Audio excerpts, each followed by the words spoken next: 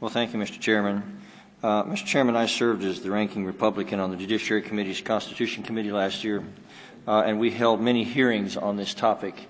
And in listening to Mr. Andrews' comments, I heard how the administration had made such terrible decisions, but I didn't hear an answer except to kind of pass them along to some other country where the legal status is really not defined. I mean, maybe we could catapult them into Bangladesh or something. I just didn't hear clarity, and I think that what's going to happen here is that in the future we're going to see that this administration is going to have the same difficulty that the previous administration had in dealing with terrorists that we don't want to bring into this country and give full constitutional rights and access into our courts, but that we have to deal with because of who they are. And it's not an easy subject, but I mean, it's just kind of hard to see, the accusations against the last administration without at least a better idea.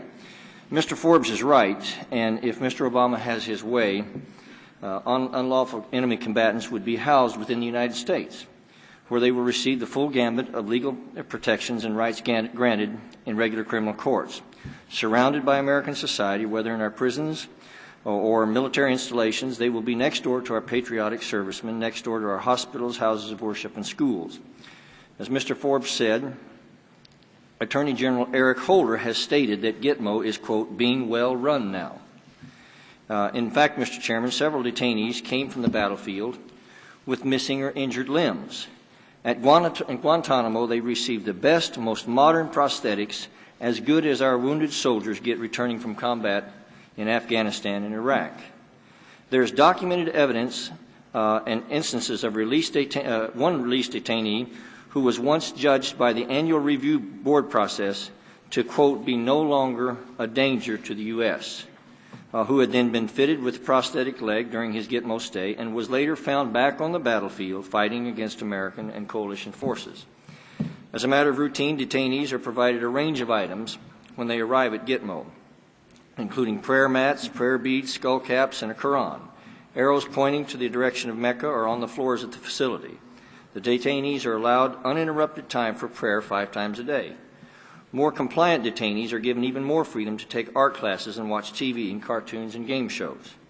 According to an Army major, detainees on hunger strikes got to go to the air-conditioned hospital for a few hours to get a feeding and have their feet rubbed, since hunger strikes lead to poor circulation in the extremities. So the nurses and female corpsmen rub their feet. And of course, those who are not on hunger strikes are fed as well or better their own fighting men in uniform on the battlefield. Mr. Chairman, in this effort to demonize the previous administration, this administration has distorted the truth surrounding Guantanamo Bay in the most profound way. Closing this facility and bringing these who are some of the most dangerous terrorists on earth into our homeland, our legal system, and our society will not afford them any greater humanity. It will, however, weaken our ability to fight terrorists and terrorism and further endanger citizens of the United States. And I wholeheartedly support the gentleman from Virginia's amendment and urge my colleagues to vote with him and to defeat the substitute. And I yield back.